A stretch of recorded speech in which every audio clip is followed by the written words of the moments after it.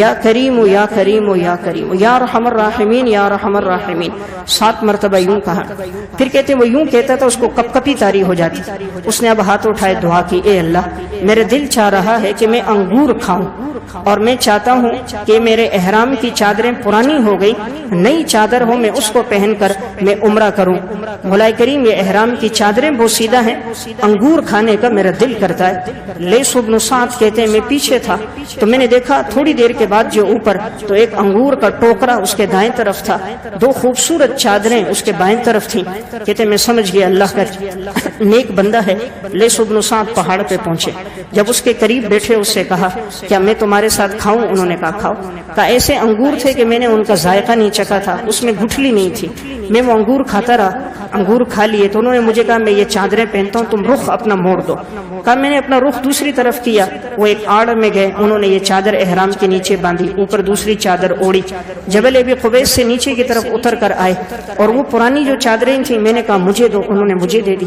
اب مجھے پتہ نہیں تھا یہ کون آدمی ہے. کہا جب وہ نیچے اترے بیت اللہ کی طرف جانے لگے تو راستے میں نے کسی سے پوچھا یہ کون ہے؟ کہا تمہیں نہیں معلوم؟ کہا نہیں معلوم. کہا یہ امام جعفر صادق رحمۃ اللہ علیہ. من يهده الله فلا مضل له ومن يضلله فلا هادي له وأشهد أن لا إله إلا الله وحده لا شريك له وأشهد أن محمدا عبده ورسوله. أما بعد فأعوذ بالله من الشيطان الرجيم. بسم الله الرحمن الرحيم. وإذا سألك عبادي عني فإني قريب أجيب دعوة الداعي إذا دعاني فليستجيبوا لي وليؤمنوا بي لعلهم يرشدون. وقال الله تبارك وتعالى في مقام آخر وقال ربكم ادعوني أستجب لكم إن الذين يستكبرون عن عبادتي سيدخلون جهنم داخرين.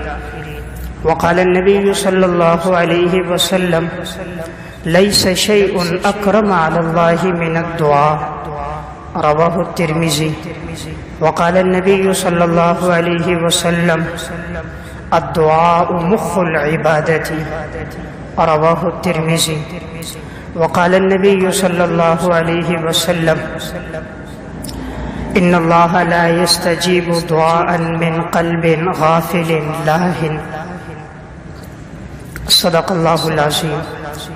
میرے انتہائی واجب الاحترام قابل صد احترام بھائیوں، دوستوں اور بزرگوں، اللہ رب العزت نے قرآن کریم میں جا بجا ہمیں ایک بات کا حکم دیا ہے. وہ یہ ہے کہ انسان پر جب بھی کوئی حالات، مصائب اور آزمائشیں آئیں وہ اللہ رب العزت کی طرف رجوع کرے اور اللہ سے دعا کرے. رب العالمین دعاؤں کو قبول فرمانے والے ہیں. مصائب اللہ کے امر سے آتے ہیں اور ان کو دور بھی اللہ رب العزت ہی فرماتے ہیں. تو جب ایسے حالات سامنے آئے انسان اللہ کو پکارے. سب سے زیادہ قریب ذات اللہ کی ذات ہے. اللہ رب العزت انسان کی شہرک سے زیادہ قریب ہے اور انسان کی ساری حاجات، ضروریات کو اللہ رب العزت بندے سے زیادہ جانتا ہے. بندے کے دل میں ابھی خیال آتا ہے اللہ علیم بذات الصدور ہے، اس خیال سے بھی اللہ واقف ہے.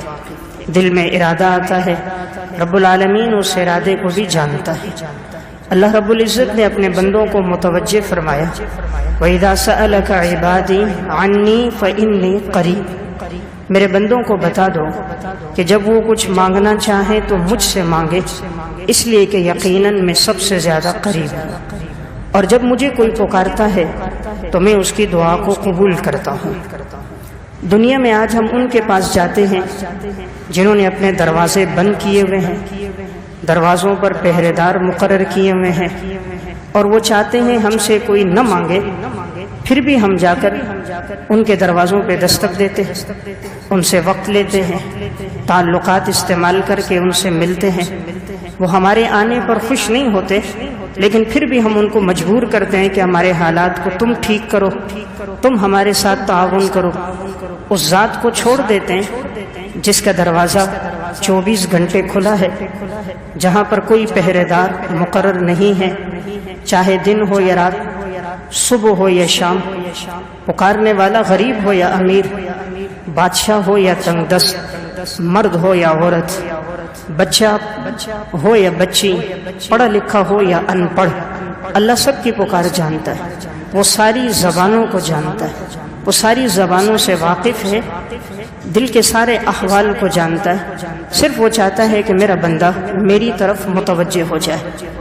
اللہ تعالیٰ قرآن میں فرماتے ہیں جو لوگ مجھے نہیں پکارتے یہ لوگ تکبر کرتے ہیں، اور ایسے متکبر لوگوں کو میں ذلیل اور رسوا کر کے جہنم میں داخل کر دوں گا۔ جو اللہ سے نہیں مانگتا وہ در در کی ٹھوکریں کھاتا ہے، وہ سب سے مانگتا ہوا نظر آتا ہے، کبھی ایک کے پاس کبھی دوسرے کے پاس، عزت بھی خراب ہو جاتی ہے، رسوائی اور ذلت بھی ہو جاتی ہے، ضروریات اور حاجات پوری بھی نہیں ہوتی، لوگوں کی نگاہوں میں بھی گر جاتا ہے۔ اللہ رب العزت سے جو مانگتا ہے اللہ اس کی عزت میں اضافہ بھی کرتا ہے، اس کی ضروریات کو پورا بھی کر دیتا ہے، اس کے دل کو استغنا سے بھر دیتا ہے اور اسے کسی کا محتاج نہیں بناتا۔ دنیا میں کسی سے مانگو وہ ناراض ہوتا ہے، اللہ کی ذات وہ ہے جس سے نہ مانگو تو اللہ ناراض ہوتا ہے۔ نبی اکرم صلی اللہ علیہ وسلم نے فرمایا من لم یسأل اللہ یغضب علیہ، جو اللہ سے نہیں مانگتا اللہ اس سے ناراض ہوتا ہے۔ آج دنیا میں جس سے مانگو وہ ناراض ہوتے، رب کی ذات وہ ہے کہ اللہ فرماتے جو مجھ سے میرا بندہ نہیں مانگتا میں اس سے ناراض ہوتا ہوں۔ آج دنیا میں ہم ان سے مانگتے نظر آتے جن کے پاس تھوڑا سا ہے، اس اللہ کی طرف متوجہ نہیں ہوتے جس کے پاس زمین اور آسمان کے تمام خزانے موجود ہیں۔ جس بندے کے پاس جا رہے ہیں وہ تو اللہ کی پیدا کی ہوئی مخلوقات میں سے ایک مخلوق ہے، اللہ نے جن لوگوں کو عطا کیا ان میں سے ایک ہے، اور جو دنیا دی وہ تھوڑی سی دی، اس تھوڑی سی دنیا میں سے ہم تھوڑی سی اس کے پاس مانگنے جاتے ہیں، وہ ہم سے ملتا نہیں ہے، چیب جبی ہو جاتا ہے، پیشانی پہ بل آ جاتے ہیں، ناگواری کا اظہار کرتا ہے، اس سے نہیں ملتے جس کے پاس زمین اور آسمان کے تمام خزانے، جس کے کن فیکون سے کائنات کا نظام بنا، زمین اور آسمان کا جو خالق حاجات کو پورا کرنے والا وہی ہے۔ اس نے بندوں کو متوجہ کیا کہ میرے بندو حالات آئیں میری طرف لوٹو۔ امن یجیب المضطر اذا دعاہ ویکشف السوء ویجعلکم خلفاء الارض االہ مع اللہ قلیلا ما تذکرون، کون ہے جو مجبور بے بس کی پکار کو سنتا ہے؟ کون ہے جو تکلیف میں مبتلا شخص کی تکلیف کو دور کرتا ہے؟ کون ہے جس نے تمہیں زمین میں اپنا جانشین بنایا؟ االہ مع اللہ، خدا کے علاوہ کوئی اور بھی معبود ہے؟ قلیلا ما تذکرون، بہت کم لوگ ایسے ہیں جو اللہ کی ان قدرت کی نشانیوں سے نصیحت حاصل کرتے ہیں۔ اللہ تعالیٰ جا بجا ہمیں فکر مند کر رہا ہے کہ میرے بندو میری طرف رجوع کرو اور میں تمہاری حاجات کو پورا کروں گا۔ رب العالمین کو دعا بڑی پسند ہے۔ اللہ تعالیٰ کی تمام مخلوقات میں سب سے پسندیدہ مخلوق انبیاء علیہ الصلوۃ والسلام ہے، اور انبیاء علیہ الصلوۃ والسلام کے واقعات قرآن کریم میں جا بجا موجود ہیں۔ جس نبی پر جب بھی کوئی حالات آئے وہ تمام انبیاء صرف اللہ کی ذات کی طرف متوجہ ہوئے۔ حضرت آدم علیہ الصلوۃ والسلام آسمانوں سے دنیا پہ اتارے گئے، حضرت حوا بھی، قرآن کریم ان کے بارے میں فرماتا ہے دونوں دعا کر رہے ہیں، قالا ربنا ظلمنا انفسنا وان لم تغفر لنا وترحمنا لنکونن من الخاسرین، اے اللہ تو ہم دونوں کا رب ہے، ہم نے ظلم کر دیا، ہم سے کوتاہی ہو گئی، ہمیں معاف فرما، اگر تو نے ہم پہ رحم نہ کیا یقیناً ہم خسارہ پانے والوں میں سے ہوں گے۔ تو انبیاء علیہ السلام کا رجوع الی اللہ ہوتا تھا۔ حضرت زکریا علیہ السلام کی اولاد نہیں ہے، حضرت مریم کے پاس آئے۔ حضرت مریم حضرت زکریا علیہ السلام کی بھانجی تھی، عبادت کر رہی تھی، بغیر موسم کے پھل اللہ حضرت مریم کو کھلاتا تھا۔ قرآن کریم میں ہے کلما دخل علیہا زکریا المحراب وجد عندها رزقا قال یا مریم انا لک ھذا قالت هو من عند اللہ ان اللہ یرزق من یشاء بغیر حساب۔ زکریا علیہ السلام جب بھی محراب میں داخل ہوتے دیکھتے حضرت مریم کے سامنے مختلف قسم کے پھل رکھے ہوئے ہیں، حالانکہ موسم ان پھلوں کا نہیں ہے، علاقے میں وہ پھل موجود نہیں ہیں، بغیر موسم کے پھل بغیر لانے والے کے بند کمرے میں محراب کے سامنے وہ پھل ہیں۔ حضرت زکریا علیہ السلام پوچھتے ہیں مریم یہ پھل کہاں سے آ گئے؟ حضرت مریم فرماتی ہیں یہ میرے اللہ کی طرف سے رزق ہے، اور یقیناً اللہ جس کو چاہتا ہے بغیر حساب و کتاب کے رزق عطا فرماتا ہے۔ اللہ نے رزق کہاں عطا فرمایا؟ محراب۔ کلما دخل علیہا زکریا علیہ السلام جب بھی داخل ہو رہے محراب میں، محراب عبادت کی جگہ تھی۔ محراب کو محراب اس لیے کہتے ہیں یہ حرب سے جنگ کی جگہ، امام بھی محراب میں کھڑے ہو کر شیطان سے گویا جنگ کر رہا ہوتا ہے، شیطان وسوسے اس کے دل میں ڈالتا ہے کہ اس کی نماز خراب کر دوں، امام اللہ کی طرف متوجہ رہ کر شیطان سے الجھتا رہتا ہے، اس لیے اس کو محراب کہتے ہیں۔ حضرت مریم جس جگہ عبادت کر رہی ہیں اللہ اس جگہ ان کے لیے رزق اتار رہا ہے۔ معلوم ہوا رزق کا تعلق عبادت سے، اللہ عبادت پہ رزق عزت سے دیتا ہے۔ رزق تو اللہ سب کو دیتا ہے، خنزیر کو بھی دے رہا ہے، کتے کو اور بندر کو بھی دے رہا ہے، مسلمان کو بھی دے رہا ہے، کافر کو بھی دے رہا ہے، لیکن ایک ہے پرہیزگار متقی انسان، اس کو عزت کے ساتھ رزق دیتا ہے، اور ایک وہ ہے جو رب کا نافرمانے وہ رزق کے پیچھے بھاگتا رہتا ہے، رزق آگے آگے ہے وہ پیچھے پیچھے ہے، نہ دن کا آرام نہ رات کا سکون، بے چینی بے قراری، گھر میں جھگڑے، اولاد کے ساتھ الجھنا، زندگی کی ٹینشن ڈپریشن پریشانیوں میں مبتلا ہے۔ اور جب اللہ بندے سے راضی ہو جاتا ہے تو اللہ اس کو عزت کے ساتھ رزق دے دیتا ہے، اس کو در در پہ جھکاتا نہیں، اللہ رب العزت اس کو ذلیل نہیں کرتا، اس کی عزت کو برقرار رکھتا ہے۔ تو حضرت مریم اللہ کے سامنے جھکنے والی تھی، اللہ بغیر موسم کے پھل کھلا رہا ہے۔ حضرت زکریا علیہ السلام نے اسی وقت دعا کی کہ یا اللہ جب تو بغیر موسم کے حضرت مریم کو پھل دے سکتا ہے، ہنالک دعا زکریا رب، زکریا علیہ السلام نے اللہ کو پکارا، قال رب هب لي من لدنك ذرية طيبة انك سميع الدعاء، اے اللہ یقیناً جب تو بغیر موسم کے پھل دے سکتا ہے، بڑھاپے میں اولاد بھی دے سکتا ہے، اے اللہ مجھے پاکیزہ اولاد عطا فرما، یقیناً تو دعاؤں کو سننے والا ہے۔ حضرت زکریا علیہ السلام بھی بوڑھے، ان کی گھر والی پر بھی بڑھاپا اور بانجھ، اللہ نے بڑھاپے کی حالت میں زکریا علیہ السلام کو بیٹا یحییٰ علیہ السلام عطا فرمایا۔ تو جو اللہ اس وقت دے سکتا ہے جب ظاہری اسباب کوئی نہیں۔ مفسرین نے لکھا ہے تقریباً 98 سال عمر تھی، ایک قول 92 سال، 92 سال کا بوڑھا آدمی ہو، بیوی بھی بانجھ ہو چکی ہے، بڑھاپا آ چکا ہے، حیض و نفاس آنا بھی بند ہو چکا ہے، ظاہری دنیا کہتی ہے، ڈاکٹر کہتے کچھ نہیں ہوگا، لیکن جس رب نے پیدا کیا ہے جب وہ پیدا کرتا ہے تو اسباب خود بنا دیتا ہے، اور اسباب ایسے بنائے کہ اللہ نے ایسا بیٹا دیا یحییٰ۔ یحییٰ کا معنی زندہ رہنے والا، نہایت ہی اللہ نے پرہیزگار اولاد عطا فرما دی۔ تو میں عرض کر رہا تھا انبیاء علیہ السلام کا رجوع اللہ ہوتا تھا۔ حضرت ایوب علیہ السلام پر بیماری آ رہی ہے، بیماری بھی کتنی طویل، 7 سال، اور بعض نے لکھا 17 سال، 17 سال کی طویل بیماری ہے، لیکن ایوب علیہ السلام کا رجوع اللہ کی طرف ہے، اور اللہ سے کہتے ہیں اے اللہ یہ مصیبت آئی ہے، مولا کریم مجھے ہی تو صحت عطا فرما اور اس پریشانی کو مجھ سے دور فرما۔ اللہ تعالیٰ نے دور بھی فرما دی، پھر اللہ نے اولاد بھی دی، مال بھی دیا، اہل بھی دیا، دگنا کر کے واپس کر دیا، ساری چیزیں اللہ تعالیٰ نے دوبارہ لوٹا دی۔ اس سے معلوم ہوا انبیاء علیہ السلام کے ہر موقع پر اللہ کی طرف رجوع ہوتا تھا، اور رب العالمین پھر ایسے لوگوں سے خوش بھی ہوتا، اور اللہ تعالیٰ جو یہ مانگتے اللہ ان کو عطا بھی فرماتا۔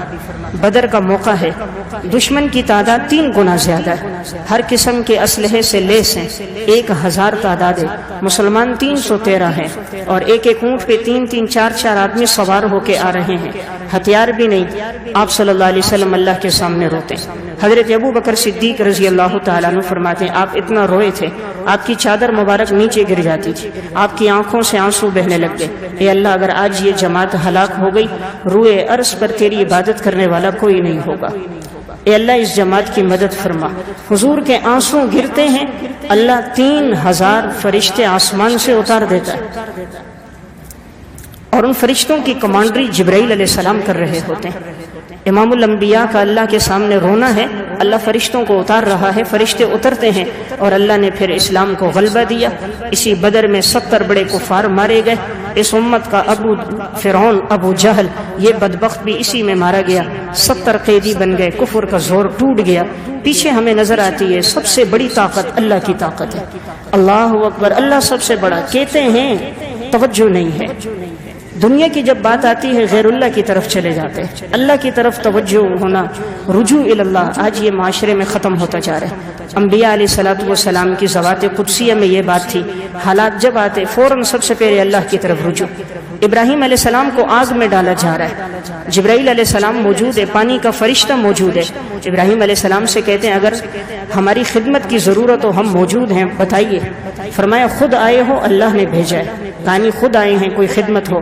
فرمایا اللہ دیکھ رہا ہے، اگر وہ اللہ اس پہ راضی ہے کہ میں آگ میں جل جاؤں تو ابراہیم خلیل اللہ بھی اس پہ راضی، اور اگر وہ اللہ بچانا چاہتا ہے تو میں اس پہ بھی راضی ہوں۔ میں تمہیں کچھ نہیں کہتا، میرا رجوع اللہ کی طرف۔ پانی کا فرشتہ موجود، جبرائیل علیہ السلام موجود، ابراہیم علیہ السلام کا تعلق مع اللہ دیکھیں، اللہ کی طرف۔ پھر اللہ کا حکم آتا ہے، اللہ پھر اسباب کو ہٹا کر ڈائریکٹ آگ کو خطاب کر رہا ہے، قلنا یا نار کونی بردا وسلاما علی ابراہیم، اے آگ ٹھنڈی ہو جا ابراہیم علیہ السلام پر سلامتی کے ساتھ کہ ان کو سردی بھی نہ لگے۔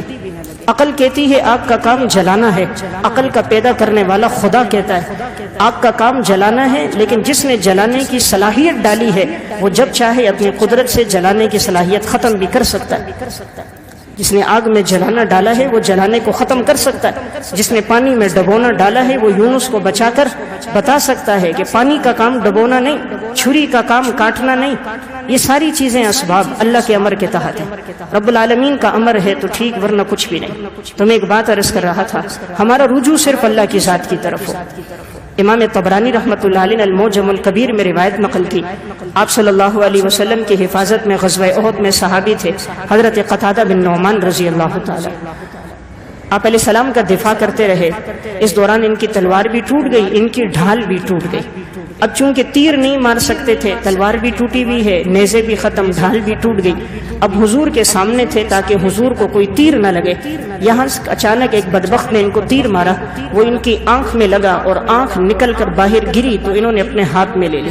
اب آنکھ کا وہ حصہ ان کے ہاتھ میں ہے۔ آپ صلی اللہ علیہ وسلم کی خدمت میں گئے، یا رسول اللہ یہ آنکھ باہر آ گئی، باقی جو جسم میں زخم آئے وہ برداشت کرتا رہا، آپ بتائیے کیا حکم ہے؟ یعنی اس کو زمین میں ڈال دوں، مطلب تھا دبا دوں، دفن کر دوں، کیا کروں؟ آپ علیہ السلام کی آنکھوں میں آنسو آ گئے، آپ نے ہاتھ اٹھایا، دعا فرمائی، اے اللہ اس نے اپنے جسم کو میری حفاظت کے لیے آگے رکھا، اپنے چہرے کو میرے چہرے کی حفاظت کے لیے آگے رکھا، اپنی آنکھوں کو میری آنکھوں کے سامنے رکھا تاکہ میری حفاظت ہو جائے۔ اے اللہ تو اس کی آنکھوں کو درست فرما اور اس میں روشنی پہلے سے زیادہ لے آ اور اس سے پہلے سے زیادہ خوبصورت بنا دے۔ آپ نے اس کی وہ آنکھ لی اور اس کی اپنی جگہ پہ رکھی۔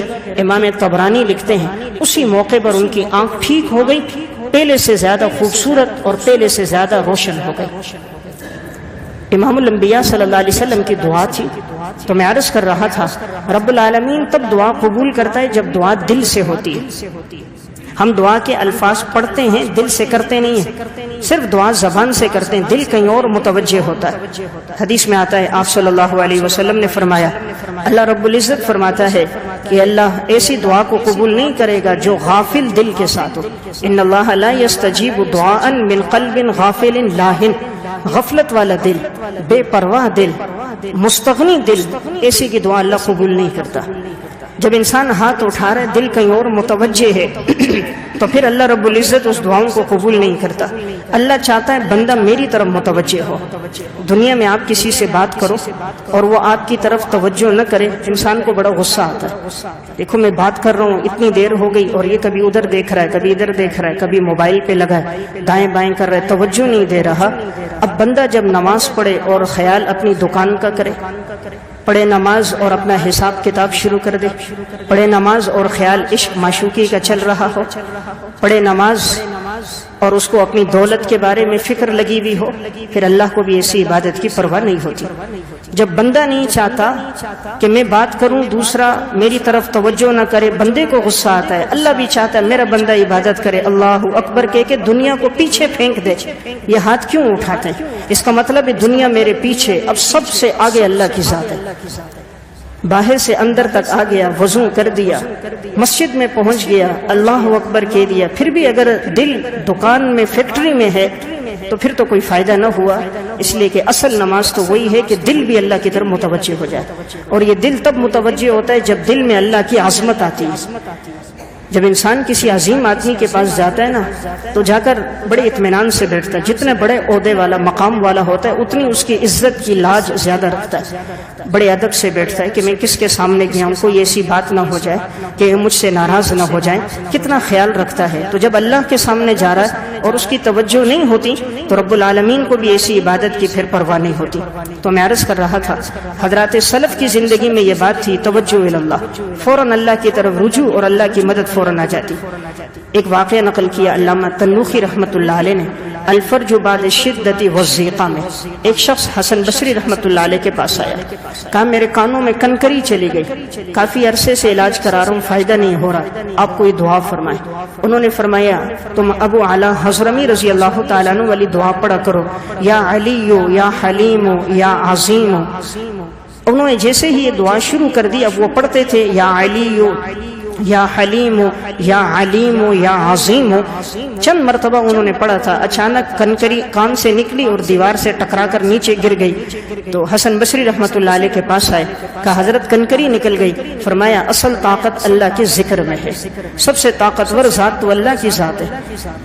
اصل چیز ہوتی ہے پڑھنے والا، جس درد کے ساتھ پڑھتا ہے اتنا اثر زیادہ ہوتا ہے۔ امام ابن ابی دنیا نے بھی اس واقعے کو نقل کیا، پڑھنے والے کا اثر ہے۔ اس کی مثال یوں ہے، ایک آدمی کے پاس گولی ہے، اگر وہی پستول کی گولی اگر وہ ہاتھ سے کسی کو مارے کچھ بھی نہیں ہوگا، وہی پستول کی گولی ہے، جتنے زور سے ہاتھ سے مارو اس کو زیادہ نقصان نہیں، تھوڑا سا درد ہوگا، کچھ نہیں ہوگا۔ غلیل میں پکڑ کے مارو تب بھی لگے گا، تھوڑا درد ہوگا، کچھ نہیں ہوگا۔ لیکن وہی گولی پستول میں ڈال کے مارو اور نشانہ بنا دو تو بس اوقات آدمی فوراً مر جاتا ہے۔ تو بات کیا ہے، گولی تو وہی ہے، ہاتھ سے ماری تو اتنا اثر نہیں ہوا، پستول میں ڈال کے ماری اثر ہو گیا۔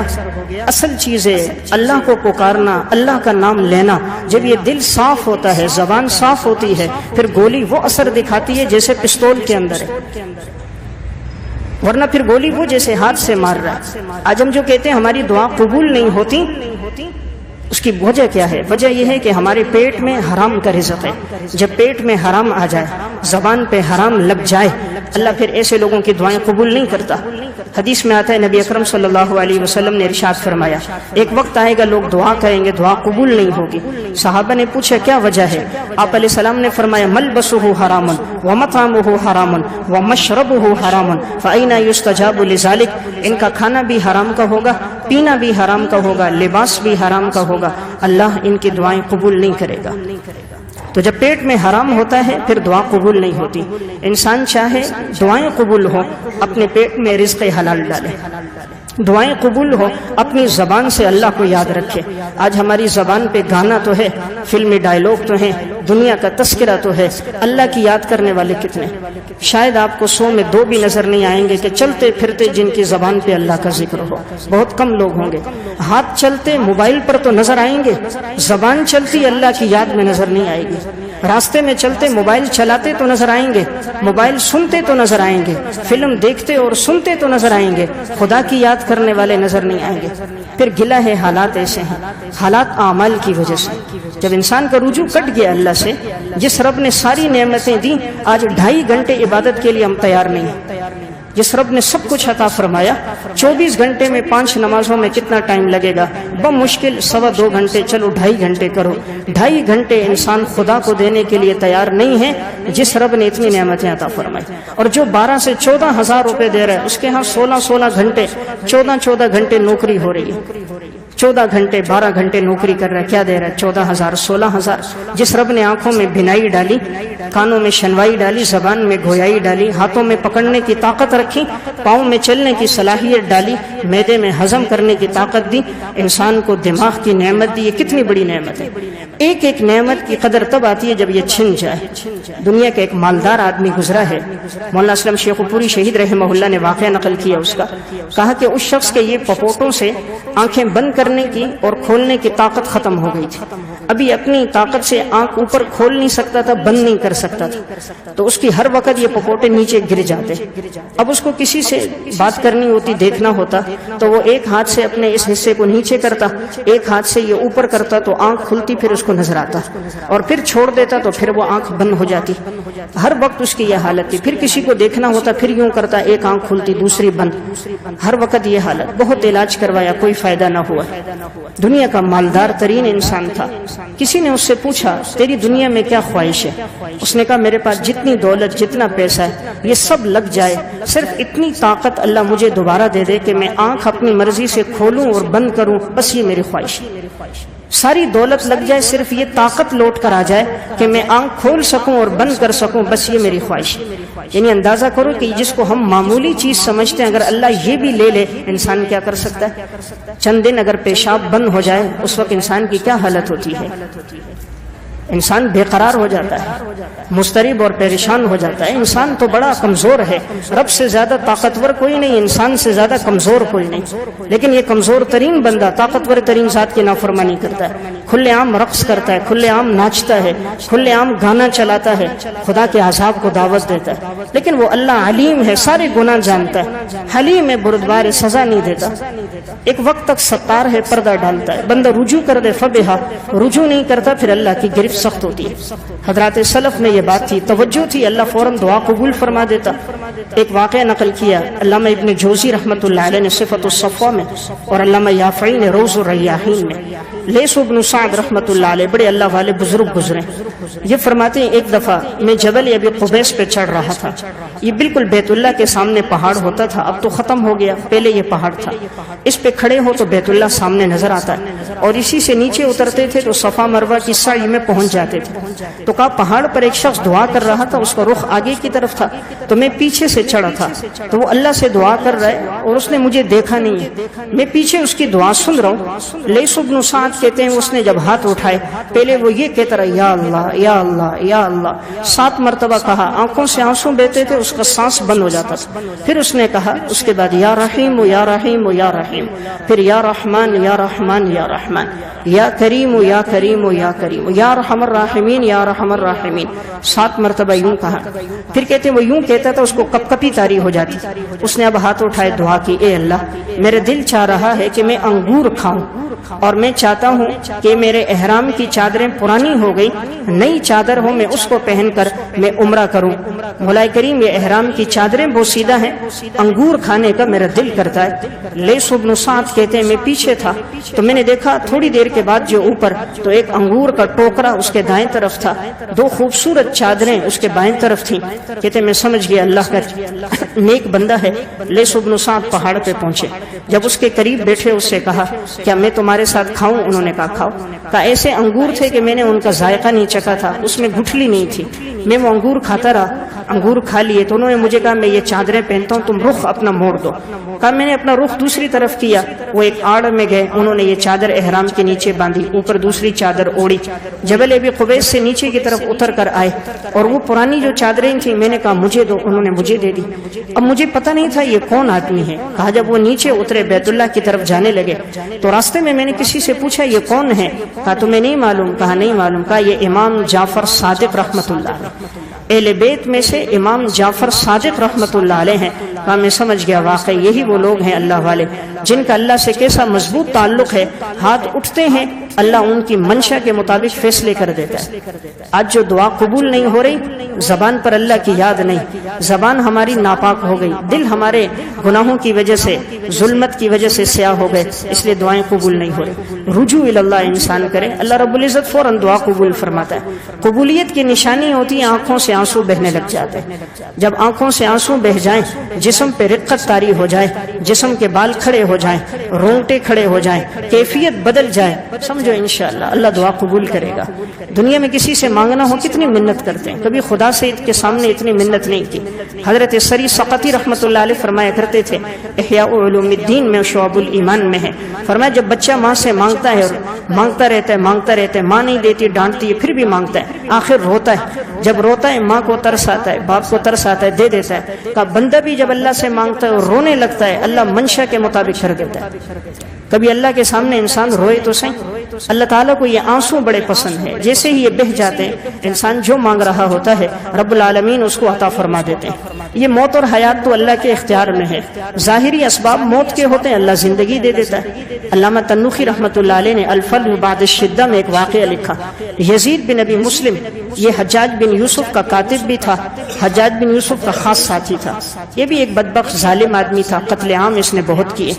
ایک آدمی کو بے گناہ اس نے پکڑ لیا اور لے کر گیا اور کہا میں ابھی تجھے قتل کروں گا، اور کہتا تھا کہ اگر موت کا فرشتہ اسرائیل علیہ السلام آ کر تیری روح نکالنے لگے گا تب بھی میں اس کو روح نہیں دوں گا اور اس سے روک کر تجھے قتل کروں گا، پھر روح اس کے حوالے کروں گا، یعنی میرے ہاتھوں سے تو ابھی قتل ہوگا۔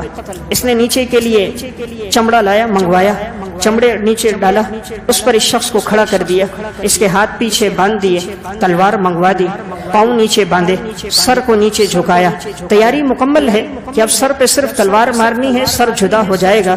اتنے میں نماز کا وقت ہو گیا تو اقامت شروع ہو گئی، تو اس نے کہا میں نماز پڑھ کے آتا ہوں۔ نماز کے لیے جیسے گیا، یہ شخص یہی ہاتھ اس کے بندے ہیں اور یہ صرف تیار ہے، صرف وار ہوگا، گردن جدا ہو جائے گی۔ یزید بن ابی مسلم نماز کے لیے گیا ہے، اب جیسے نماز میں پہنچا، پیچھے سے چونکہ اس کی دشمنی چل رہی تھی، لوگ آئے، چند اس پر حملہ کر دیا اور اس کو وہیں قتل کر دیا، اور اس شخص کے پاس آئے، اس کے ہاتھ کھولے، اس کے پاؤں کھولے، گردن کی رسی اس کی کھولی، چمڑے سے اس کو ہٹایا، یہ شخص سجدے میں گر گیا۔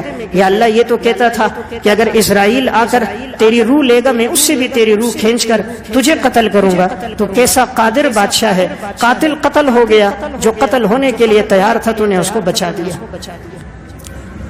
یہ ساری کائنات نقصان نہیں دے سکتی اگر اللہ کا امر نہ ہو، اللہ کے امر سے نقصان ہے، رب العالمین کے نفع سے نفع ہے۔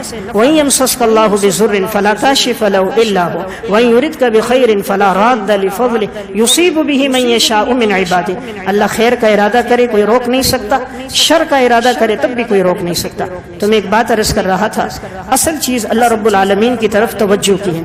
جتنا بندہ متوجہ ہو جاتا ہے رب العالمین اس کی منشا کے مطابق کر دیتا ہے۔ علامہ یافعی رحمہ اللہ نے لکھا، روز الریاحین فی حکایات الصالحین میں ایک اجنبی شخص ایک مسجد میں گیا، نماز پڑھی، عشاء کی نماز ختم ہو گئی، امام مسجد نے دیکھا کوئی مسافر آدمی ہے، اللہ کے سامنے دعا کر رہا ہے، مانگ رہا تھا، اور اس نے رزق مانگا اللہ سے اس ٹائم کہ اللہ میں نے 2 دن سے کچھ کھایا نہیں اور میرا دل کرتا ہے کہ میں آج مرغ پلاؤ کھاؤں اور میں میٹھا کھاؤں، اور اے اللہ میرا دل کرتا ہے مچھلی کھاؤں، اللہ سے ادھر مانگ رہا ہے۔ امام مسجد نے اس کو دیکھا، اس کی دعا سنی، نماز ختم ہوئی، اس کے پاس گیا، کہا بھائی آؤ میرے گھر میں جو تیار ہے تو میں کھلا دوں۔ انہوں نے کہا نہیں، جو اللہ سے مانگا اللہ وہ دے گا۔ اس نے کہا اللہ کے بندے یہ چیزیں کہاں ملتی ہیں یہاں دیہات کے اندر جو تم اللہ سے مانگ رہے ہو؟ کہا رب العالمین قادر ہے، وہ اللہ مجھے کھلائے گا۔ امام صاحب نے کہا چلو ٹھیک ہے، نہیں کھاتا، وہ چلا گیا۔ گھنٹہ گزرا تھا، علاقے کے اندر سے ایک عورت آئی اور اس نے ایک بڑی ٹرے پکڑی ہوئی ہے، اس کے اندر یہ تینوں چیزیں موجود ہیں اور اس کے اوپر کپڑا ڈالا ہوا ہے۔ امام مسجد کے دروازے پہ دستک دی، کہا یہ مسجد کو باہر سے کنڈی لگی ہوئی ہے، میں یہ کھانا لے کر آئی ہوں، اگر کوئی مسافر آیا ہے تو میں اس کو کھلانا چاہتی ہوں۔ انہوں نے پوچھا کیا کھانا ہے؟ اس نے بتایا مرغ پلاؤ ہے، مچھلی ہے، میٹھا ہے، یہ میں اس کے لیے لے کر آئی ہوں۔ تو امام صاحب نے دروازہ کھولا اور اس خاتون سے وہ ٹرے لی اور اس مسافر کے سامنے جا کر رکھی اور کہا واقعی تو نے جو اللہ سے مانگا تھا اللہ نے تجھے وہی عطا فرمایا۔ کہا میرا عرصہ گزر گیا، میں نے یہاں یہ چیزیں نہیں کھائی، ایک ساتھ ایک دسترخوان پر ایک وقت پہ میں نے یہ 3 چیزیں نہیں کھائی، لیکن تیرا رب سے تعلق ہے، اللہ نے تیرے لیے انتظام فرما دیا۔ اللہ تعالیٰ تو گمان کے مطابق معاملہ کرتا ہے. آج اللہ سے تعلق کمزور ہو گیا, مخلوق کی طرف توجہ چلی گئی, سب کچھ میرا رب کرے گا. حالات آئے اللہ کی طرف سے آئے. انسان کا اصل کام رجوع اللہ, کسی کے بارے میں بدگمانی نہ رکھے, ہر ایک سے حسن ظن رکھے, ہر ایک سے محبت رکھے, دوسروں کے بارے میں آرا اور فیصلے خود نہ کرے, اللہ کی طرف رجوع کرے. حالات آئیں, اللہ ہی ان حالات کو دور کرے گا, ان حالات کو اللہ ہی پلٹے گا. آج ہمارا تعلق چونکہ عوام کی طرف ہو گیا, خدا سے کٹ گیا, اس لیے پریشان ہو گئے. علامہ یافعی رحمہ اللہ نے اسی روض الریاحین فی حکایات الصالحین میں ایک واقعہ لکھا. ایک شخص ایک مسجد میں تھا, عبادت کرتا تھا. مسجد کے امام نے ایک دن دیکھا, دوسرے دن دیکھا. اس سے پوچھا, بھئی تم یہاں ہوتے ہو, تمہارا کھانا پینا کیسے ہوتا ہے؟ بظاہر تو کوئی نظر نہیں آ رہا, تم کہاں سے ہوتے ہو؟ کہا بس انتظام ہو گیا. اس نے اگلے دن پوچھا, بھئی کس نے انتظام کیا ہے, کون ہے؟ تو اس نے کہا, یہاں جو فلاں شخص رہتا ہے ایک یہودی ہے, اس نے انتظام کیا ہے اور اس نے کہا میں آپ کو 2 ٹائم کا کھانا دے دوں گا. تو امام صاحب مطمئن ہو گئے. اس نے کہا ٹھیک ہے, جب وہ آپ کو کھانا 2 ٹائم کا دیتا ہے پھر تو آپ کے لیے کوئی پریشانی نہیں ہے, 2 ٹائم آپ کو کھانا لا کر دے دے گا. تو اس نے کہا, میں اٹھتا ہوں, جتنی نمازیں پڑھی ہیں سب کی قضا کرتا ہوں, تجھے یہودی کے قول پر اعتماد ہے, خدا کے وعدے پر اعتماد نہیں, اور تو ہمارا امام بنا.